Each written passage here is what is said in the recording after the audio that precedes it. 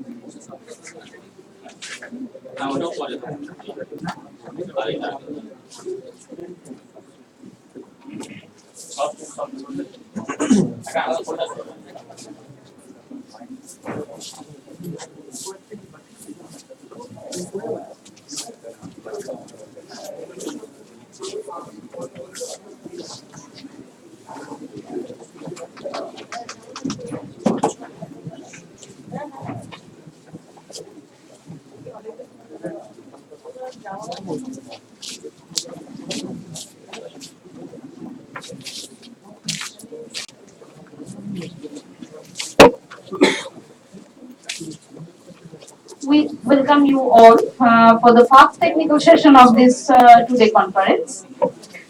We hope this session will explore many positive sides of open educational resources, and the session will be chaired by Professor Uma Kanjilal, Professor of Library and Information Science, IGNOU. And please ma'am, come to the dais. And in this session, we have 5 qualitative papers.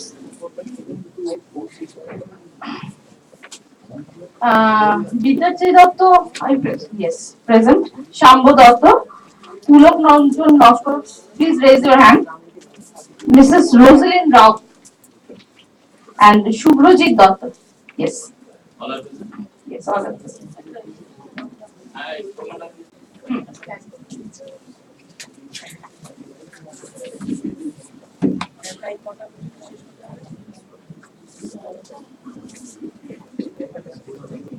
Okay, then in first session we have 5 papers, and I'm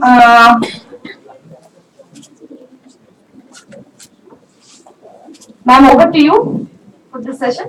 Thank you.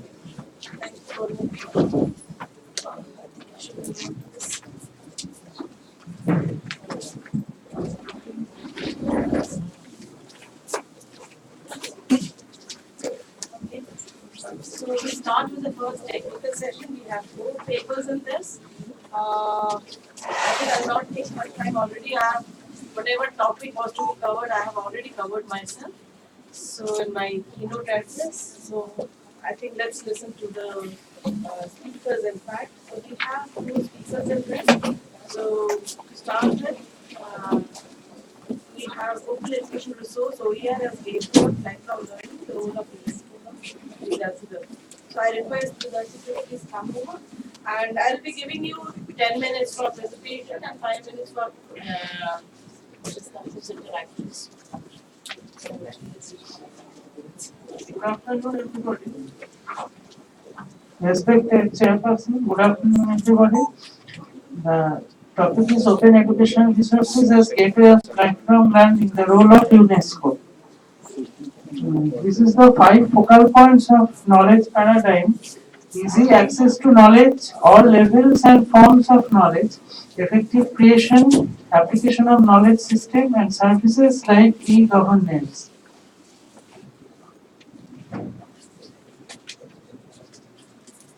The technological and knowledge society. The idea of the information society is based on technological breakthroughs, and the concept of knowledge societies encompass much broader social, ethical, and political dimensions. The growth of networks alone will not be able to lay the groundwork for the knowledge society, while information is a knowledge generating tool only and it is not knowledge itself. And the main two components are knowledge and sustainable index. Economic, environmental, and social perspectives are there. So, basic issues of knowledge society is development for all, digital divide, digital revolution, which is also known as third wave as a new industrial revolution, and knowledge society as learning society, which is a term coined by Robert Hutchins in 1978 and Hussein, which indicates a new kind of society in which the old limits on where and when organized knowledge could be acquired inside educational institutions or immediately after initial training no longer apply. That is beyond classroom, lecture and chalk and talk learning. That is the main heart and soul of the L3, lifelong learning, beyond classroom education. So this is the key of lifelong learning. It is very common. Keep educating yourself, and the quest for knowledge. This is the life force of human mind. Once you stop learning, you start dying. The quotation by Albert Einstein. And Peter Drucker also quoted that we now accept the fact that learning is a lifelong process of keeping abreast of change. And the most pressing task is to teach people how to learn. So, learning society, the seed of L3 or lifelong learning. Now, what is L3? It is gateway of knowledge sharing, democratization of S&T, science and technology, diversity of knowledge, and from access to participation. The main purpose is integrating ICT in order to build the knowledge society. Learning to know, learning to do, learning to live together, and learning to be. These are the main software already covered, so I am not repeating. And these are some open OCW initiatives in India already covered in the keynote address. And these are the major benefits from OCW. Number one, institutional benefit, faculty benefit, in-time access, no travel cost, no delivery cost, and always prompt and up to date. And here the Edgar Martin's 7 issues of learning in the knowledge society. He identified these 7 issues which are exactly compatible with L3 or lifelong learning. First is detecting error and illusion, principles of pertinent knowledge, teaching the human condition, art, identity, confronting uncertainties, understanding each other, and ethics for the human gender. So, the lifelong learning and particularly the implementation of OCW, it radically shifted the basic learning topology from chain to pyramid and eventually to network.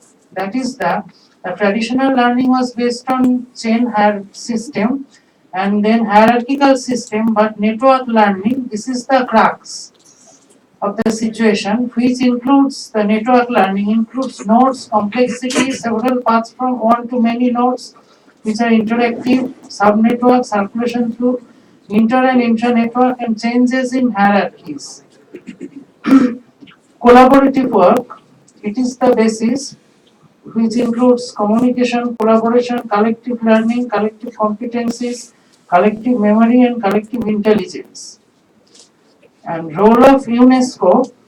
UNESCO recently, in the March of this year, March 2015, initiated some curriculum titled Open Access for Researchers, which includes currently copies can be requested by writing to UNESCO's web program, and soon it would be available online for download. And this curriculum includes already available. So it includes one for curriculum for library schools, module 1 introduction to open access, module 2 open access infrastructure, module 3 resource optimization, and module 4 interoperability and retrieval. And curriculum for researchers, scholarly communication, concept of openness and open access, IPR, research evaluation metrics, and sharing your work in open access. Now, this is the latest UNESCO's initiative on OCW. Now, learning through OCW, its basic objective is to develop one's own philosophy in the respective reference frame. As it is self-learning, self-motivation, self-understanding, and self-realization, these are three pivots of L3 or lifelong learning. Now, what do we exactly mean by one's own philosophy? Here, let me mention the very famous definition of philosophy, which was given by Richard Feynman, 1965 laureate in physics.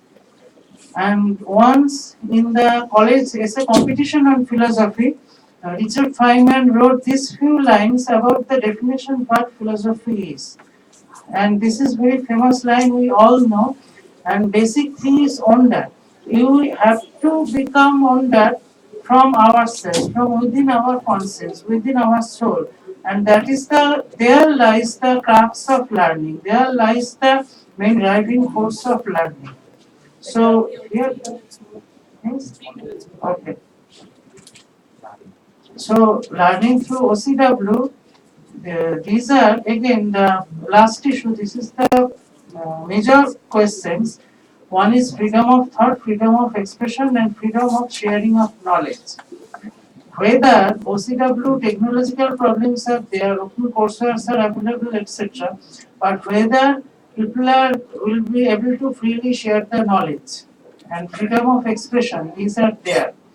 This is the actually heart and soul of free learning, long ago mentioned by Rabindranath Tagore, and it is an eternal issue. Whether in any case, freedom of expression or freedom of thought, whether they are there or not, and many issues are inherent there: social, cultural, political, economic, and legal issues. And a classic story we know, just mentioning and then finish. We know Pythagoras theorem, which is well known, and Pythagoras declared that everything can be measurable by number in this universe. And at that time, people believed that, anonymously believed that people. But only this person, Hippias, he only protested, he disbelieved, and he announced that no, all can't be measured by number. And it was the first recorded expression of freedom of thought. And he expressed his own thought, and that's why he was killed. He just threw in the river from the boat. And Hippias invented irrational number, and he questioned actually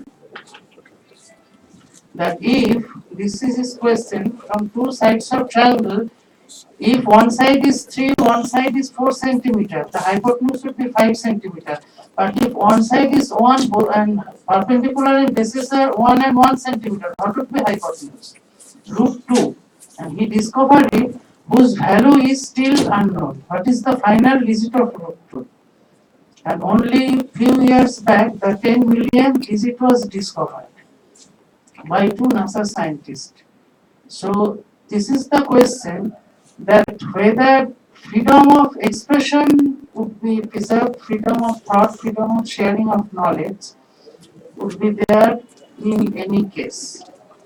So OCW, network society, e-learning, these are all okay, but basic issues and challenges lie elsewhere. Thank you. So the floor is open. We can have 2-3 questions if anyone wants. Any comments, any? To add one Yeah. thing, possibly what Netaji talked about the OCW. OCW is basically synonymous to open courseware diffusively. And what basically he emphasized on open courseware, whether it is having a kind of free downloading directly straightforward or through a system that is teaching learning and system. That is not quite required actually for open courseware. When you are talking about OCW, it should act as a place for that aid and content that should be LCM side of it. You talked about actually lifelong learning. So it's just the repository is not going to help out. They're saying that it's just the repository is not helping you into the lifelong learning process. I think you need some formal processes of teaching learning to be embedded, then only you can talk about it. So how you formalize that? Self-learning. Yeah. So self-learning just for the repository may not have to have a lifelong learning. Yeah. So it will be maybe informal learning.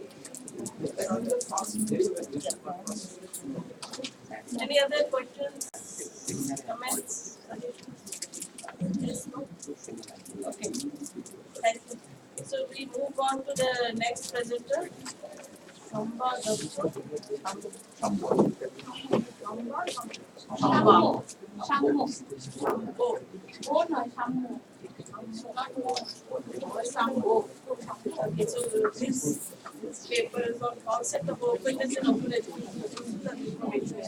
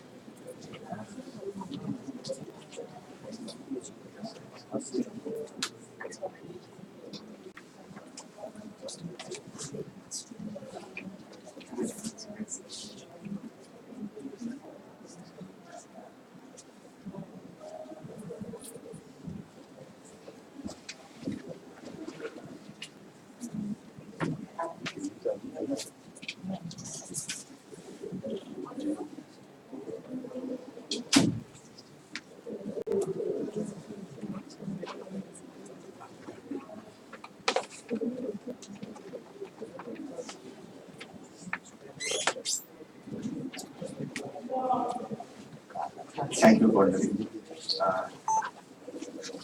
Honorable Chair, I'm sorry for this technical mismanagement. And I'm not supposed to take much time. First of all, I'd like to mention the title of my topic. As you can see, the concept of openness in the open educational resources. And as you can understand, it is basically a philosophical issue. That how you stipulate your definition of openness regarding open educational resources. Because openness, Presentation slide. Presentation. Make it slide show.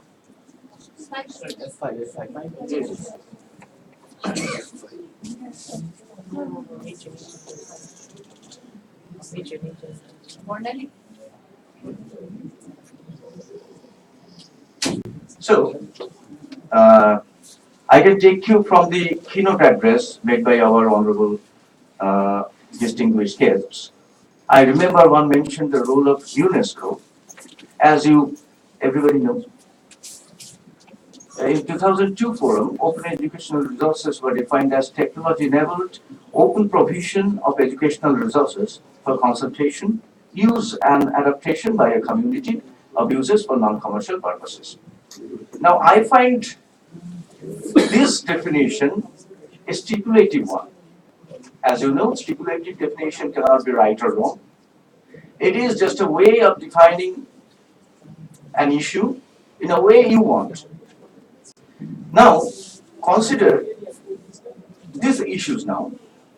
What we can find from this definition. There are some components of OER as we understand from the way how UNESCO defined it. The concept of openness, I am particularly emphasizing. There is the open education component. You can run open education in your universities. You may not have open educational resources, but still you can run open education component, open education. That is, open education is a component. Then coming to the next component, that is open resource. Open resource may not necessarily be uploaded in a university site, or it may not be an educational resource at all. Any resource that is under open license can be open resource. When you apply it in the educational purpose, then it becomes the open educational resource. And there is a third component, which is the technology component, because the delivery channel is prevalently ITC. And without the licensing terms, you can't handle it. And there is a fourth component, that is the use component, that for some time we can keep it apart.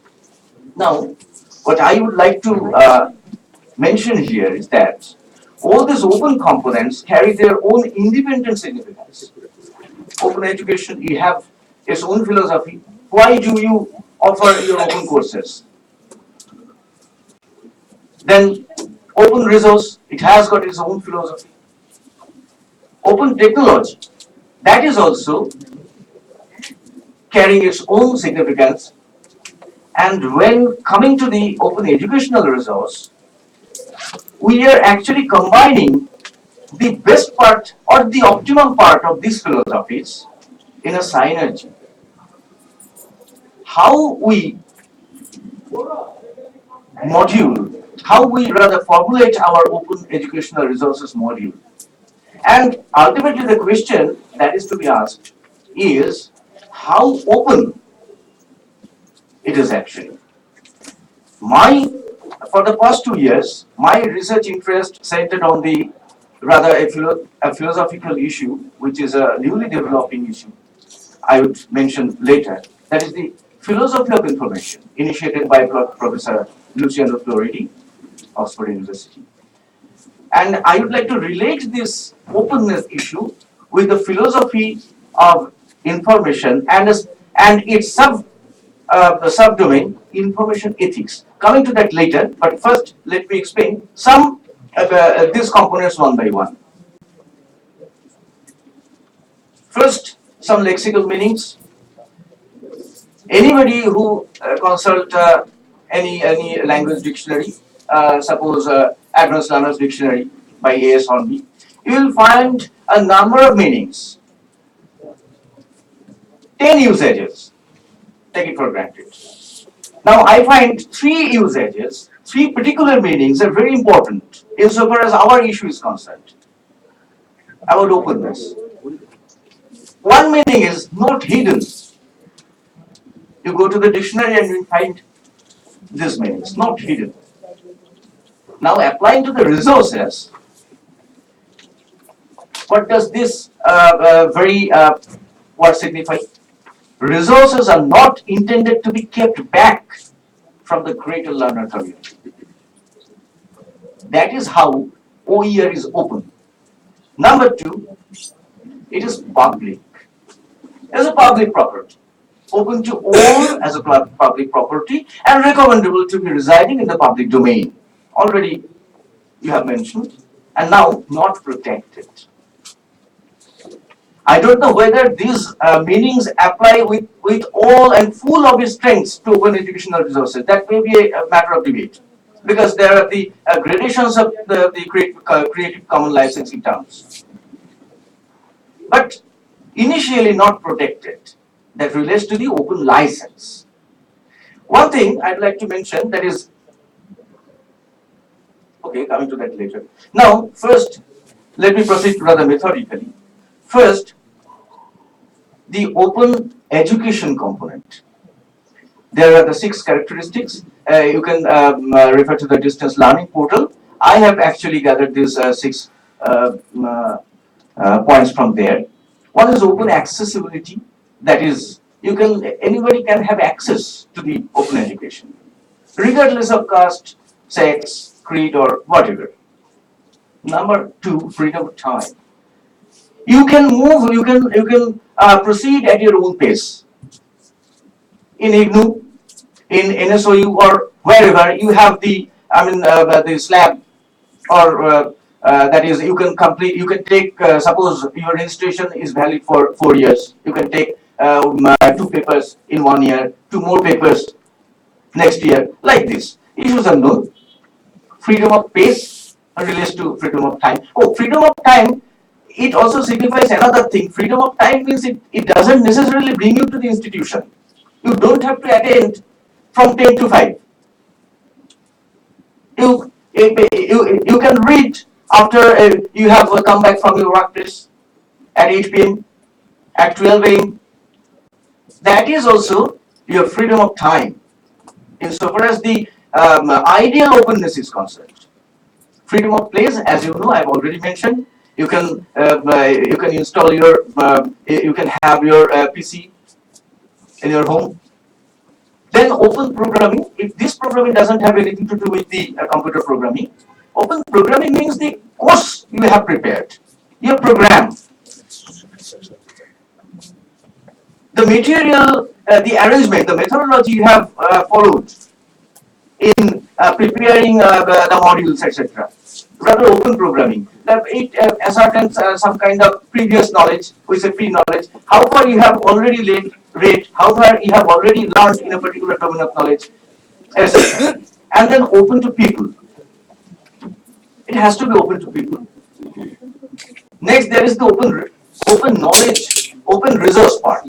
As my previous speaker mentioned, Rabindranath Tagore, Chitto Jetha Bhoy Shunno, Uchcho Jetha Shir. That is, where the mind is without fear and the head is held high, where knowledge is free. Knowledge is free. But actually what we are doing here is we are opening the channel of delivering the knowledge free to you, free to all. Okay.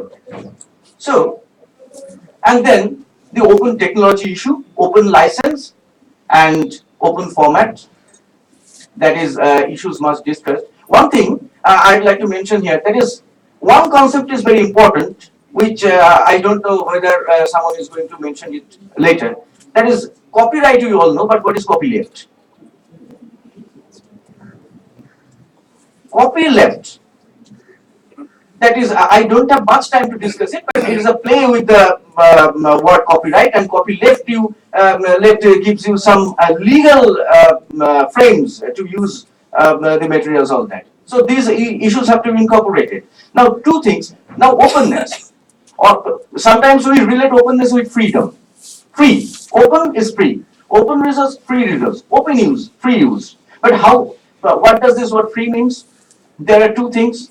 Free, it can mean no cost, like just a free cup of tea we had there. This is one aspect of freedom, that is no cost. We call it gratis. The other way you can use the term is your liberty, like you all of us enjoy the liberty of moving freely in a democratic country. That is your freedom. But correct, but this liberty may not be gratis, because you have to purchase your railway ticket.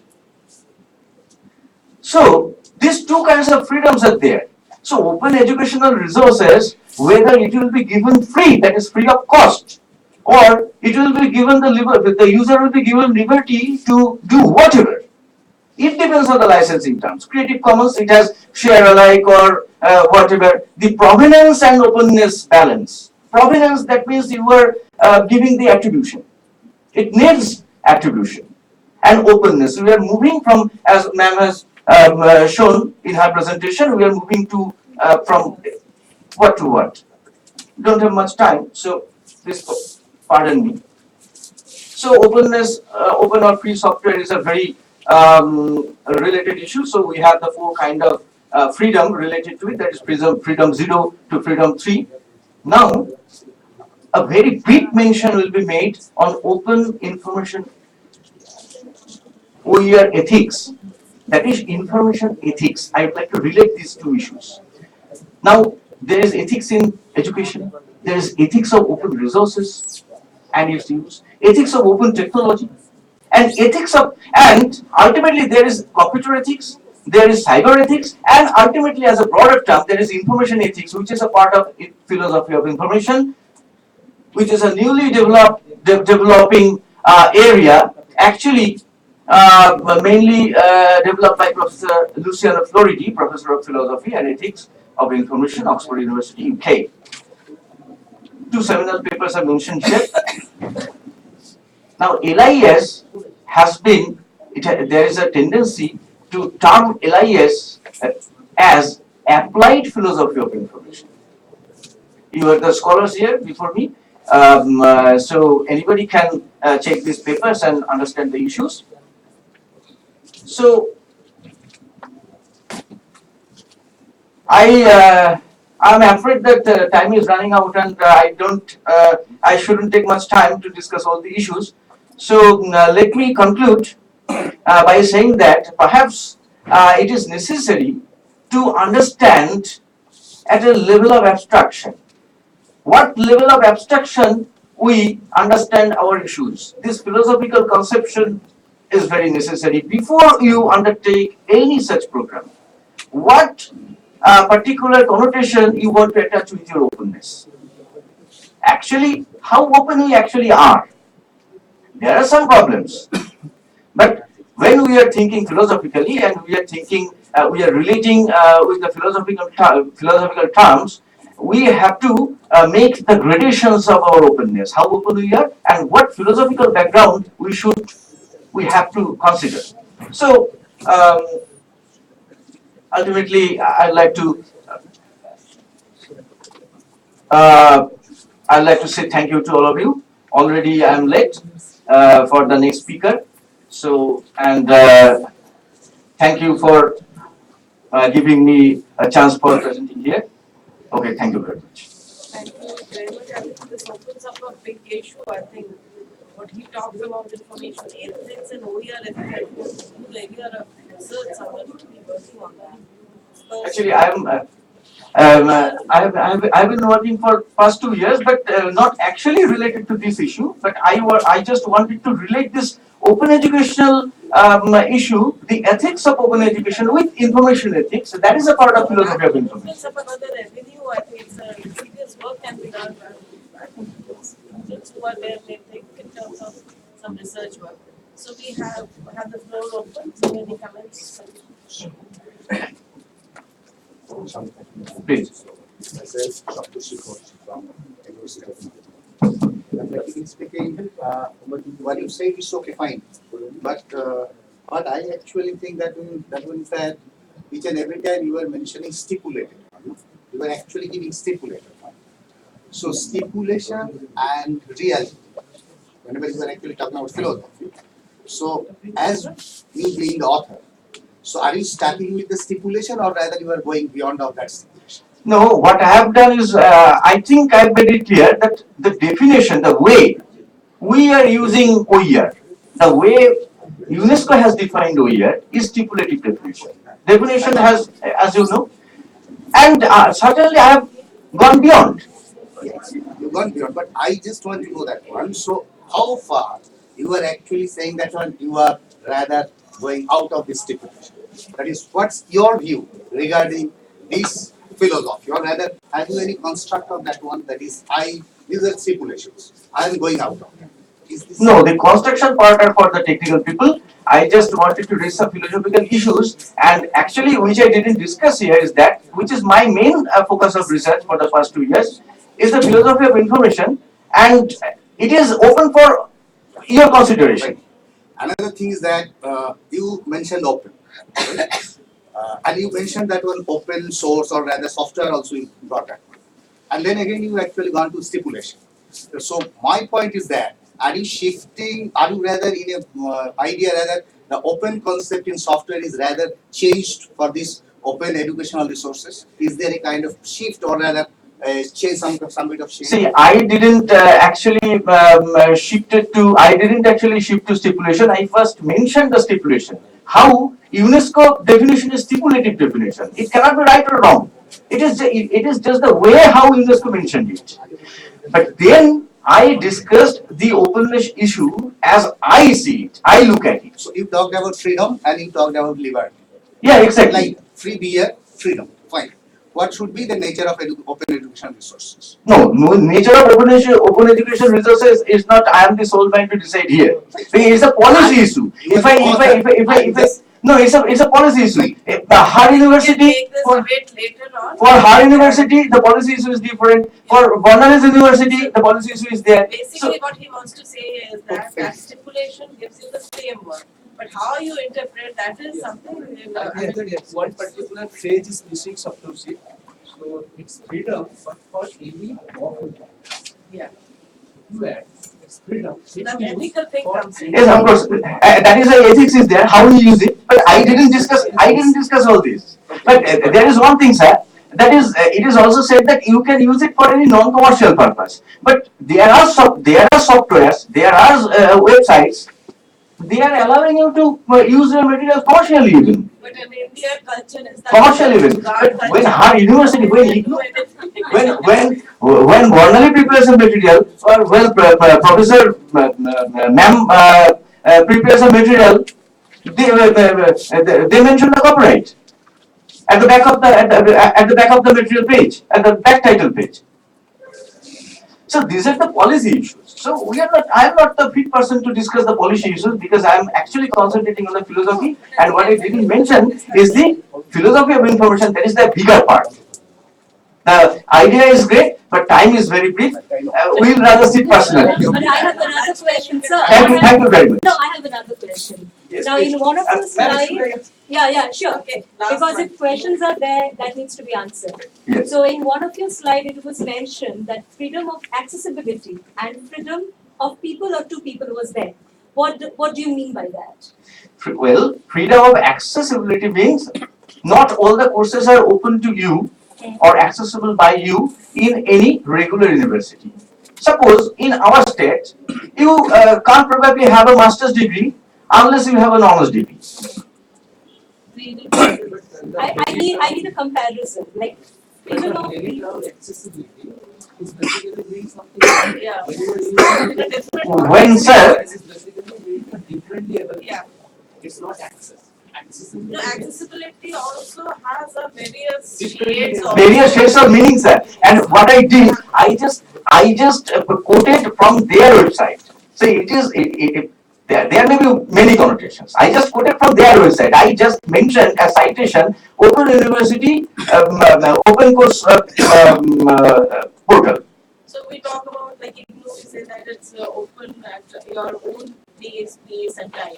So that is how that comes in. There is also one aspect of openness. Institution, they make And different ways What of about the interpreting. people concept? What about the freedom of people? I want to know what is the difference between the two. No, use freedom of Freedom of people in one of your slides. no freedom of people. No, it is it for was people. there. Yeah, for Yes, people. exactly. So, don't you think that accessibility, who is going to access, and the freedom of access, where the people term is imbibed over there? No, one thing I should have mentioned that all these terms they have something inclusive. They are not mutually exclusive. So when you are stressing on the accessibility issue, you are also making it public. Okay, we'll take it. Later on, you can discuss Yeah. all that. Thank you very much. So, because I don't want others to miss their lunch. And this session in there. Okay. I'm sorry, but I was also responsible for all this. But it was an interesting topic and it opened up new areas Thank you. also for thought. So, Ms. Rosalind Rao, impact of open education resources on librarianship. So I think you have to cut short and go. I think lunch is ready. So, choice is yours. Between lunch and another speaker is there. So we will have, so maybe you said it. And no discussions listed.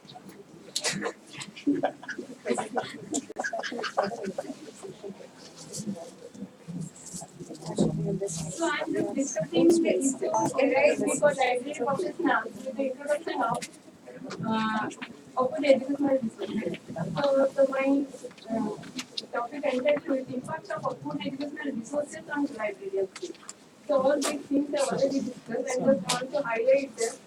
Why these changes occurred due to the proliferation of internet, mobile and advanced way of technology. The main thing is open source software and open source settlement and etc. But what is the characteristics of open educational resources? This is the core characteristic of open educational resources. That is one is open education. This thing is not open.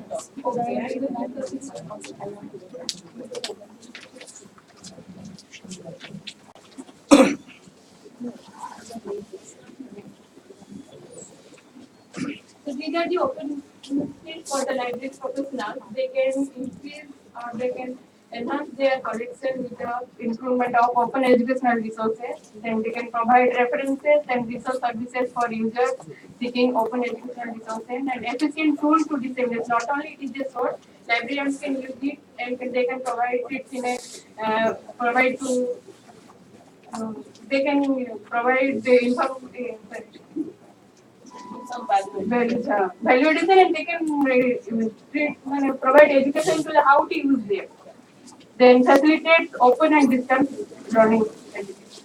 The next thing is these are the challenges. Discovery of open educational resources because everybody there are number of resources but not tagged in a proper way. That's why it's creates to find out.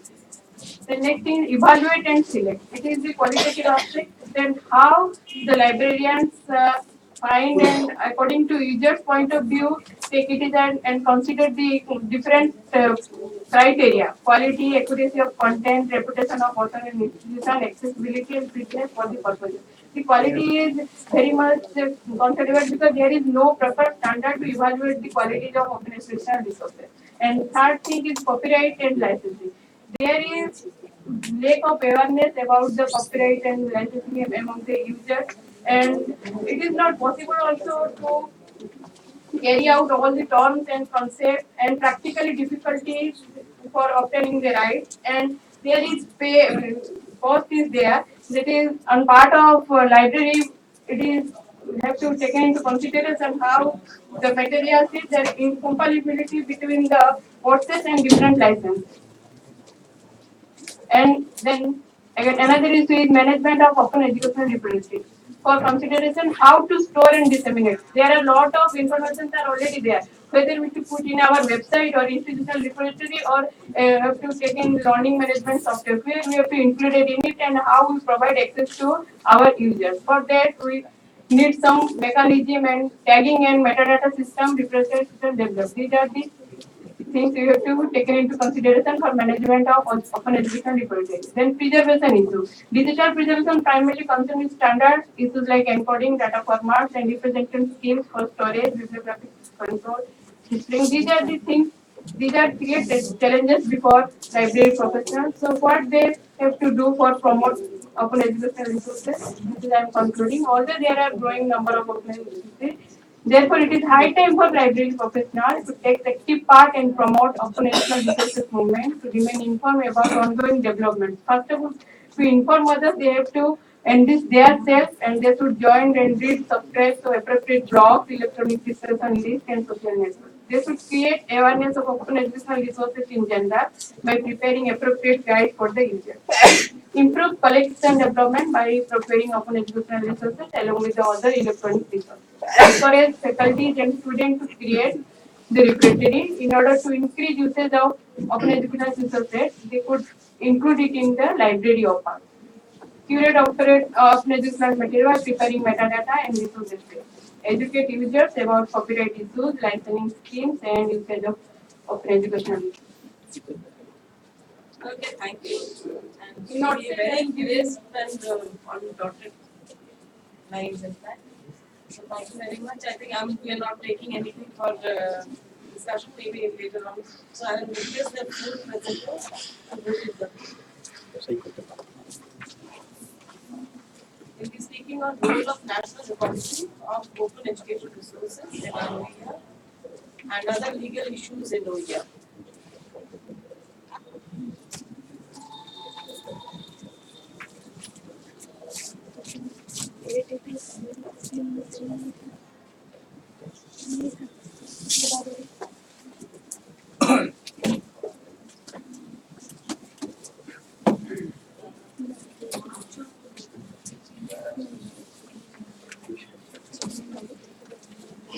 First of all, I would like to thank for giving me the opportunity to see something. And again, I would like to attract your forgiveness as this subject I was introduced just 30 days ago, 30 or 1 month, 1.5 months ago, as NSOU arranged a seminar on open distance learning at our college, Chandrakona Vidyasara Mahavidyalaya, situated in Nagpur, rural place. Then I get interested in this topic. And so, presenting this thing in front of you is a little bit great decision. Okay, this timeline has been delivered earlier, but this is, I want to say something about this is timeline. That in 2001, for OCW semi very popular, and that for that the success of OCW brings industry. I think it was a definitely Yes. But after 2012, UNESCO's declaration, world gets started, and I think our country also benefits. And in our country, the first step was national level share. This one is national repository for open educational resources. And this is a joint effort of CIT, of NCRT, NHRT government of School of Educational Resources. And this it was coming future. And it is a very the speech of India's State Minister, Netaji, Tharu. And here he has mentioned the licensing companies like NSOUICT, for Spanish literature, and open educational resources. And I think Dr. Tharu, ministers like Dr. Tharu, if there are more ministers like Dr. Tharu, it would be very easy to implement like repositories, many repositories like this. But how this NROER functions, they actually store, preserve, providing access to various digital documents, and also help to develop a community to develop resources, massively enhancing quality of education in countries, especially in school education, encouraging teachers to share and enrich their data and knowledge. Open free access. These are features. Open free access to well segregated resources. Accelerating research by providing common platform. Contextualizing resources, providing proper license. Simplified legal bindings related to the copyright, ownership, commercial interest, etc. as it has in CC, BY, But the challenge is in developing countries but education policies are still in the dynamic stage.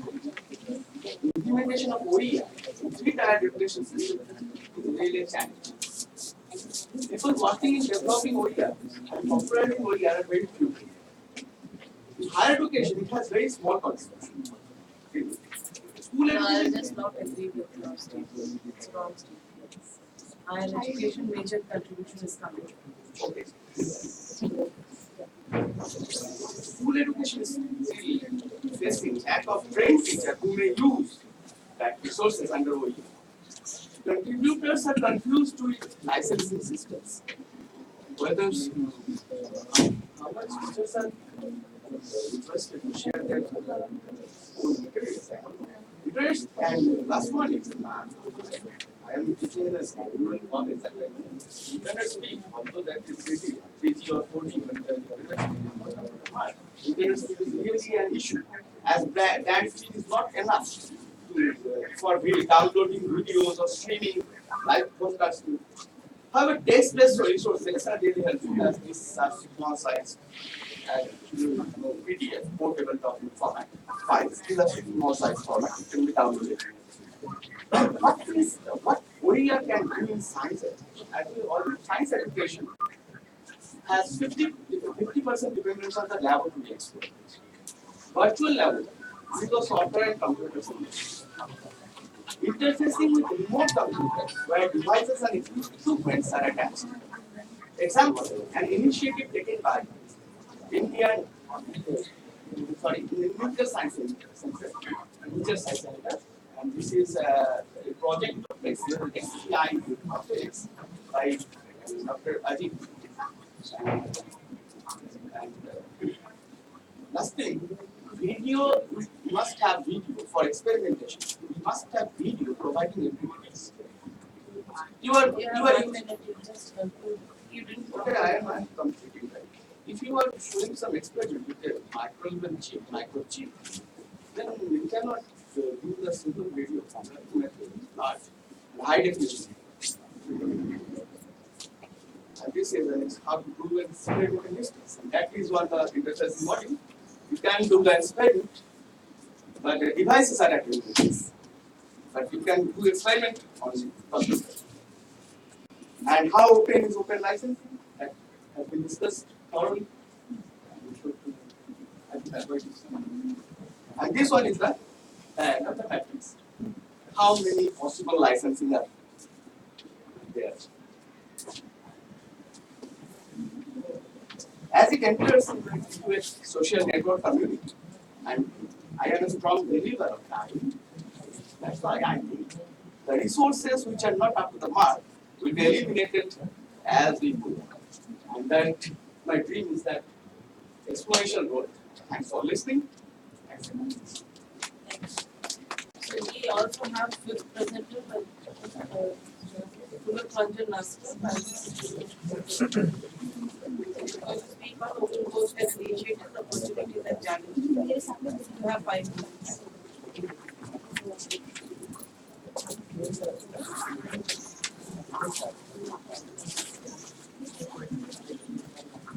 Good afternoon, all of you. My title is Open Courseware Initiative, Opportunities and Challenges in India. Open Courseware is a free and open digital publication of high quality college and university level educational materials, which are organized as courses, often include course planning materials and evaluation tools as well as thematic content and a free and openly licensed accessible to anyone anything via the internet. Some worth mentioning open courseware initiative of our country are discussed here. National Program on Technology Enhanced Learning (NAPTEL). NAPTEL initiative was implemented with the financial assistance of Human Resource Development, Government of India. It is a joint initiative of 7 Indian Institute of Technology and Indian Institute of Science, Bangalore. E-learning materials are available on engineering, science and humanities. These online materials are available on video, PDF file and MP3 format. At present, total video file 560, PDF 380 and MP3 file 511 are available. Please check your figures, these are all wrong figures. They have around 9,000 hours of videos. Consortium for Educational Communication. It is an inter-university center set up by the University Grant Commission of India. EGC started this program throughout the country in 1984. Its objective is to fulfill the demand of higher education through using informal ICT. CEC also created the Learning Object Repository, LOR, having educational resources in 35 subjects like agriculture, environmental science, geography, etc. NCRT online textbook. NCRT online textbooks is an online service through which one can easily get books on all subjects published by NCRT from class 1 to 12. An entire book or some of its chapter can be downloaded in Hindi, If you can English, skip this and come exactly, we talked about opportunities and challenges. We are all literate, we can read from slide. You can Okay. read. Okay. Okay, So sir. we go Success straight by away to the open opportunities and challenges. That's e-Pathshala in national OpenCourseware has open access facility from its repository. This digital form of study and learning materials are accessed by every user through web. It has multimedia facility. User can get audio, video, and text formats. User can access these materials at any time from anywhere. Apart from study materials, it also provides course descriptions, syllabus, lecture notes, demonstrations, etc. It promotes development of high quality educational resources. Some open courses have facility for distribution of online study materials, easy communication via web for getting online materials, democratization of knowledge, resource provide lifelong education, helps in formal, non-formal, and informal learning, helps educational institutes to conduct massive open online courses. It is cost effective because user can freely use this open digital publication. Helps in self-study. It helps as a supplement of classroom teaching. To keep these materials up to date is easier than traditional printed documents. All materials are uploaded in a single web server, as a result of which are available instantly. Technological barrier is one of the greatest problems to access materials through online mode. Some learners have no computer and internet connectivity for accessing these materials, and low bandwidth connection is one of the most problem. Most of the online materials are in English. So there is no facility for local languages, which is a barrier for a multilingual country like India.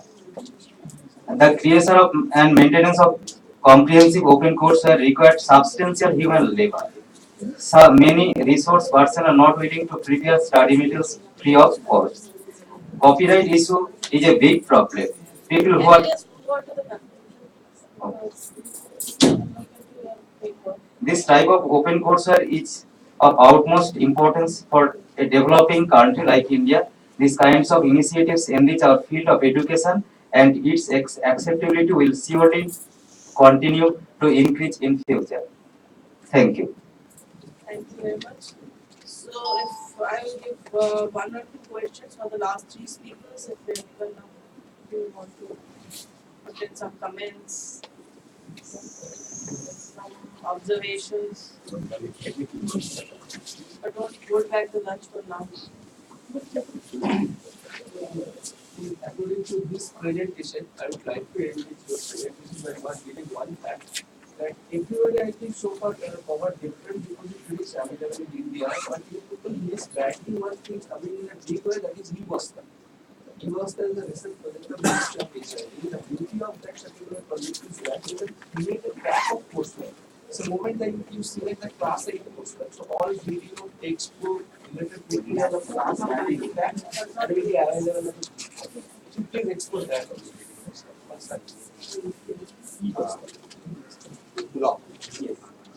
As you go to your conclusion slide, what you actually just read now. It's okay. So it's quite good that you are so much optimistic. But the problem is that how this kinds of initiatives, okay. That is what the initiatives have already been taken. In our field education and its acceptability will surely. So optimism is good. But the thing is that are you really sure that it will surely, so it will put something or rather in our knowledge domain or like that. Yes. Because students get enormous facility from this courseware. Will. Students Will get enormous facility, and various formats are available in open courseware initiative. various formats. Various formats of study materials. What kind of? Text in text format, video format, etc.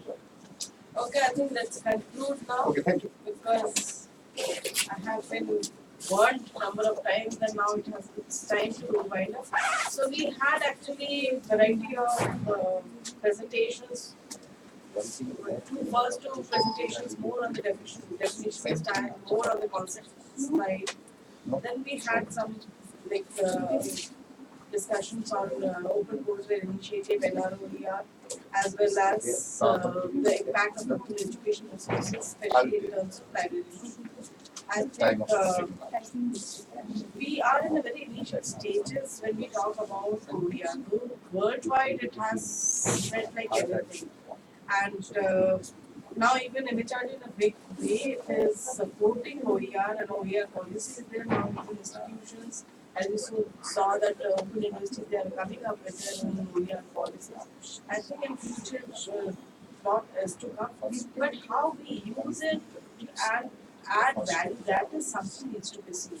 So we have number of repositories, adding value to it and repurposing and customizing as per local requirement, that's going to be a major challenge I think that we need to look into. And of course, there was discussion about librarians can play, I think there's a major role.